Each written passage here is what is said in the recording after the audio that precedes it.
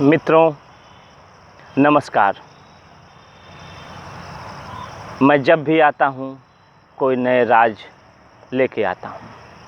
आज मैं एक ऐसे महापुरुष के बारे में आपको बताने जा रहा हूँ जो था तो देश का राजा, लेकिन दिल का था बहुत अमीर। नाम था विश्वनाथ प्रताप सिंह, जिसे लोग बीपी सिंह के नाम से भी जानते थे। आज मैं उनकी कहानी आपको रूबरू कराने जा रहा हूँ। मित्रों, सन 1988-89 में जब राजीव गांधी की सरकार थी तो विश्वनाथ प्रताप सिंह जैसे लोग भारत के रक्षा मंत्री थे। राजीव गांधी देश के प्रधानमंत्री थे। दोनों लोगों में बहुत अधिक निकटता थी। बाई चांस कुछ ऐसी 89 में घटनाएं घटी। एक राजीव गांधी के समय में बोफोर्स तोप देश में खरीद कर आई, और जो यही बोफोर्स तोप जो भारत पाकिस्तान के बॉर्डर पर अभी हाल ही में गरजी थी, इसी बोफोर्स तोप को लेकर जब रक्षा मंत्री विश्वनाथ प्रताप सिंह जैसे लोग थे तो उन्होंने राजीव गांधी पर एक छोटा सा इल्ज़ाम लगाया। इल्ज़ाम घाव तो इतने बड़े थे, जख्म इतने बड़े थे कि जिसका कोई हद नहीं था। लेकिन इल्ज़ाम ये लगाया कि ये जो बोफोर्स तोप की जो खरीदारी हुई है, जो दलाली हुई है, इसमें दलाली का जो पैसा कहाँ गया है, इसकी रिपोर्ट मेरे हाथ में है। मित्रों, इसी बात पे सुनते ही राजीव गांधी और बीपी सिंह, जो ये दो नदियां एक में मिल रही थीं, ये दोनों की धाराएं अलग हो गईं, दोनों उनके रास्ते अलग हो गए। किस्सा बदला। जनता ने भी एक विश्वास के साथ, एक उम्मीद के साथ विश्वनाथ प्रताप सिंह जैसे लोगों को देखा। देखते हुए उनको एक नई उम्मीद की किरण विश्वनाथ प्रताप सिंह में जनता को दिखाई दी। मित्रों, राजीव गांधी और बीपी सिंह के रास्ते अलग अलग जब हुए तो बीपी सिंह ने तुरंत ही कांग्रेस छोड़ने का मन बना लिया। कांग्रेस छोड़ने वाले प्रमुख लोगों में बीपी सिंह के साथ साथ आजमगढ़ से उत्तर प्रदेश के पूर्व मंत्री रहे दल सिंगार यादव, जो कांग्रेस के शासनकाल में इंदिरा जी के बहुत खासम खास रहे, राजीव जी के, वो उन्होंने भी साथ छोड़ दिया, बीपी सिंह के साथ चले गए। समय गुजरता गया, धीरे धीरे आग लगी और चलती रही। 1990 में चुनाव हुए और इसी चुनाव में भारी बहुमत के साथ इनकी सरकार बनी।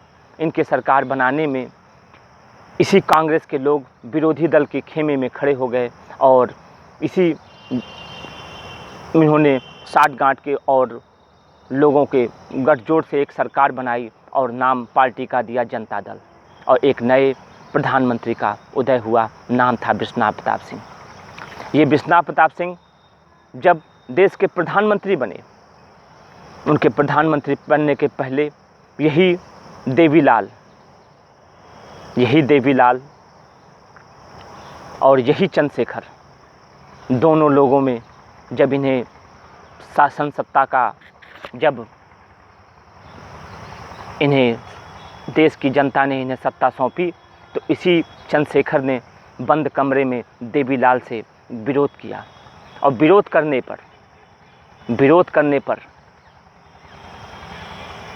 चंद्रशेखर ने जब विरोध किया तो देवीलाल मानने को कतई तैयार नहीं हुए। उन्होंने कहा कि ये जनता ने जो समर्थन दिया है, ये समर्थन बीपी सिंह के नाम पे मिला हुआ है। इतना कहते हुए उन्होंने चंद्रशेखर को समझाया। चंद्रशेखर नाराज होकर कमरे से चले गए। कहानी ख़त्म हुई। दूसरे दिन संसदीय दल की मीटिंग हुई। मीटिंग में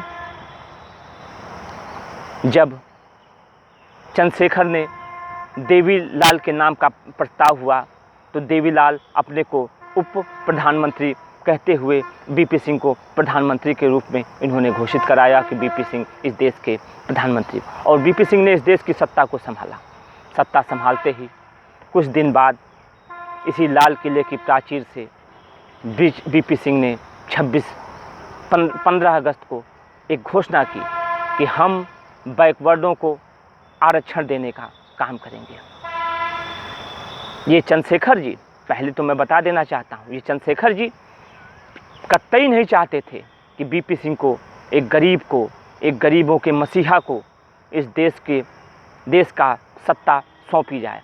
ये घोर विरोधी थे। यही चंद्रशेखर ऐसे आदमी थे जो मुलायम सिंह जिनके तलवे चाटते थे।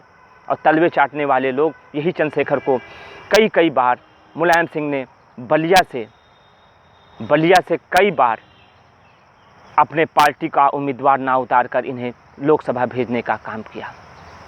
और यही चंद्रशेखर के जिन्होंने कई बार 3-4 बार इन्होंने भेजा, इनके पुत्र नीरज शेखर ने मुलायम सिंह के पार्टी के साथ रहते हुए क्या हश्र किया, ये आप खुद देख रहे हैं। क्या जब तक सत्ता है तब तक लोग पीछे तलवे चाटते हैं, और नहीं है तो लोग घर द्वार छोड़ के चले जाते। यही काम चंद्रशेखर के लड़के ने किया। बात ख़त्म हुई, समय गुजरता गया। धीरे धीरे कुछ दिनों बाद देवीलाल के पुत्र ओम प्रकाश चौटाला को मुख्यमंत्री बनाने के चक्कर में ये भी अपनी विधानसभा के एक उपचुनाव में देवीलाल ने काफ़ी कुछ ऐसे कार्य किए जो बीपी सिंह को नागवार गुजरे। बीपी सिंह ने तुरंत इस पे आपत्ति जाहिर की। आपत्ति जाहिर करते हुए उन्होंने तत्काल कुछ ऐसी बातें देवीलाल से कहीं जो बातें मैं आज आपको शायद नहीं बता सकता, लेकिन दोनों के रास्ते यहाँ पे भी अलग अलग हो गए। और बीपी सिंह ने तत्काल देवीलाल से इस्तीफा मांग लिया। बातें ख़त्म हुई और फिर धड़ 2 गुटों में बदल गया। एक गुट था बीपी सिंह, दूसरा गुट था देवीलाल जैसे कुछ अन्य लोगों का। समय गुजरता गया। जो ये आरक्षण की देने की बात आई, बीपी सिंह ने जो घोषणा किया कि मैं आरक्षण दूंगा, इसी आरक्षण को लेकर ये गरीब लोगों ने, जो गरीब जनता ने, ये पिछड़े वर्गों ने आवाज़ लगाई कि राजा नहीं फ़कीर है, देश की तकदीर है। वहीं जो सवर्ण जातियां रहीं, बड़ी जातियां रहीं, उनको लगा कि हमारा हक तो छीना जा रहा है, और उन्होंने नारा दिया कि राजा नहीं रंक है, देश का कलंक है। ऐसे कहते हुए एक बैकवर्ड और सवर्ण की लड़ाई काफ़ी उग्र हो गई। इसमें कई लोगों ने आत्मदाह तक कर लिए। मुझे सच्चाई बताने में कोई गुनाह नहीं है, क्योंकि जो व्यक्ति सच्चाई से पर्दा करता है वो व्यक्ति काफ़ी पीछे जाता है। समय गुजरता गया। धीरे धीरे आरक्षण की आग लगती गई, लेकिन बीपी सिंह ने आरक्षण देने का काम किया। ये बीपी सिंह वो महापुरुष था जिसने बाबा साहब भीमराव अंबेडकर को भारत रत्न देने की एक घोषणा कर दी, और भारत रत्न देकर उसने देश के इस महापुरुष को, जो उसने 1950 में जिसने भारत के संविधान को लिखाने में एक महत्वपूर्ण भूमिका अदा की, उसे 1940 साल पे जाकर इसने भारत रत्न देने की घोषणा करा दी। यहाँ तक कि मेरे बाबा जी जो पूर्व मंत्री रहे श्री दल सिंगार यादव, उन्होंने मुझसे बताया कि बीपी सिंह जब संसद के अंदर गए तो उन्होंने कहा कि जब तक संसद भवन के अंदर बाबा साहब की फ़ोटो नहीं लगेगी तब तक हम इस संसद में प्रवेश नहीं करेंगे। और उन्होंने पहले फ़ोटो लगवाई और तब जाके संसद के अंदर प्रवेश किया। ये पिछड़ों के नेता रहे, एससी लोगों के नेता रहे, अल्पसंख्यक सबके नेता रहे। लड़ाई चलती रही। हाँ, एक लड़ाई और बात आती है। ये बीपी सिंह एक ऐसे महापुरुष थे, इनको कमज़ोर करने में, जिनको आज इसी पिछड़ी जातियों ने हीरो बना लिया। मुलायम सिंह यादव जैसे नेता रहे जिनको इसी पिछड़ी जातियों ने अपना हीरो समझ लिया। ये पिछड़ी जातियों को तो मालूम ही नहीं कि उनका नेता था कौन। आज तक उनको नहीं मालूम हुआ, उनको किसने अधिकार दिए ये भी नहीं मालूम हुआ। समय गुजरता गया। अभी एक बार मेरे बाबा जी ने मुझसे कहा, दल सिंगार यादव पूर्व मंत्री ने मुझसे बताया कि हम दल सिंगार यादव जी, मुलायम सिंह यादव जी इलाहाबाद यूनिवर्सिटी के पूर्व उपाध्यक्ष, मैं भी इलाहाबाद यूनिवर्सिटी का छात्र नेता रहा। इलाहाबाद यूनिवर्सिटी के पूर्व उपाध्यक्ष जनेश्वर मिश्रा जी, ये 3 लोग फ्लाइट से दिल्ली गए चंद्रशेखर से मिलने। चंद्रशेखर ने से जब मिले तो जनेश्वर मिश्रा ने कहा कि अगर चंद्रशेखर जी आपका सहयोग मिले तो मैं इस बीपी सिंह को लात मारकर बाहर कर दूं। और यही मुलायम सिंह यादव जो पिछड़ों के नेता बने हुए हैं, इन्होंने एक लफ्ज़ भी नहीं कुछ बोला और मेरे बाबा वहाँ देखते रह गए। उन्होंने जब आया, वो जब दिल्ली से जब वहाँ पे उन्होंने बीपी सिंह से मुलाकात किया, दल सिंगार यादव ने जब मुलाकात किया, जब बीपी सिंह को बताया तो बीपी सिंह ने इनसे चुप रहने की बात कही। और यही मुलायम सिंह यादव आज बैकवर्डों के नेता बने हुए थे, जिन्होंने बैकवर्डों को गिराने का काम किया।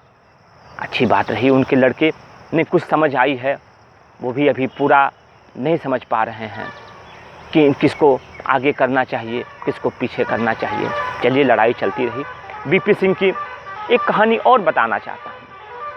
एक बार बीपी सिंह मेरे घर आवास पर आजमगढ़, मेरे बाबा जी ने मुझसे एक बार हमारे बंद कमरे में मुझसे कहा था कि बेटा वो ज़माना एक दिन याद रहेगा जब बीपी सिंह यहीं पे बगल में बैठे रहेंगे। तो शायद उनकी बातों को हमारे परिवार के कुछ लोगों ने हंसी में लिया। सब ने लोग उनकी बात को हंसी में ले, मैं उनकी बात को काफ़ी गंभीरता से बचपन से लेते चला आया, क्योंकि मैं उनके एक एक खून से मैं उनके वाकिफ़ हूँ। शायद जितना खून उनके शरीर में दौड़ता होगा उससे कहीं ज़्यादा उसकी सारी खुशबू मेरे बदन पे आती होगी, और वही खुशबू की आज किरण है जो आज आपको सारी बातें बता पा रही है। मेरे घर बीपी सिंह आके बंद कमरे में बैठे हुए थे, बंद कमरे में आके बैठे हुए थे।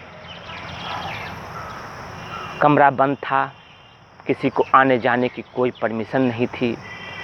कमरे में मैं पानी लेके बीपी सिंह के लिए खड़ा था। हमारे यहाँ एक व्यक्ति आता था, नाम था फेरू सिंह। बाबा ने, मेरे बाबा जी उसको दिल्ली ले जाके कई बार बीपी सिंह से मुलाकात कराए थे। संजोग से वो दरवाज़ों को 2 दरवाज़ों को धक्का देते हुए वो अंदर आया। तीसरे दरवाजे पर बीपी सिंह ने कहा, जब उसने धक्का दिया तो दरवाज़ा खुला तो अचानक से एक लोग खड़े थे, उन्होंने गेट बंद कर दिया। इतना देखते ही बीपी सिंह ने अंदर से आवाज़ दी, अरे फेरू। तो इतने पे दरवाज़ा खोला गया। जब दरवाज़ा खुला तो वो व्यक्ति आया, उनके पैर दबाने लगा, और जब बीपी सिंह के पैर दबाने लगा, मैं ऐन मौके पे, मेरी बीपी सिंह से दूरी 10 मीटर की थी, 15 मीटर की रही, 15 मीटर की दूरी थी। बीपी सिंह के पैर दबाने लगा। फेरू सिंह को बीपी सिंह ने कहा, का फेरू, का हाल चाल हो, कैसी हवा, ठीक हवा?